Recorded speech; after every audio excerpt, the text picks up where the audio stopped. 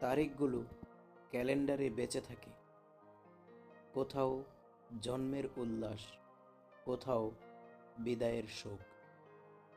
ফুল, cake, শোকবার্তা, সব কিছুরই নির্দিষ্ট দিন আছে।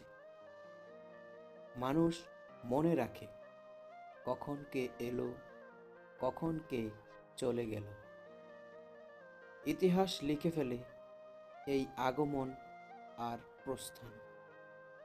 কিন্তু ভেতরের যে ভাঙন, তার কোনো দিনক্ষণ নেই।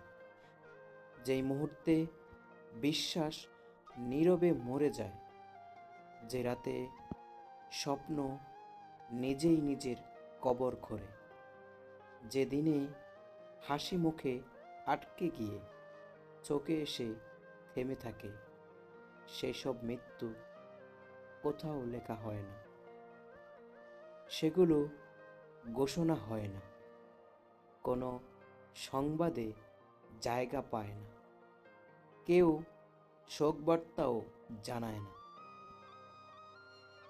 তবু সেগুলোই সবচেয়ে গভীর, সবচেয়ে স্থায়ী। একটা মানুষ তখনও বেঁচে থাকে, চলে, কথা বলে, সময়ের সঙ্গে তাল মেলায়, কিন্তু তার ভেতরে একটা অংশ চিরতরে নিঃশেষ হয়ে যায়। এই পৃথিবী বড়ই অদ্ভুত।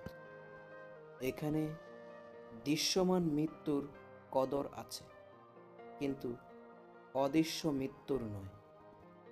তাই মনের ভেতরের শেষ হয়ে যাওয়া চিরকালই থেকে যায়, নামহীন, তারিখহীন, শিরোনামহীন।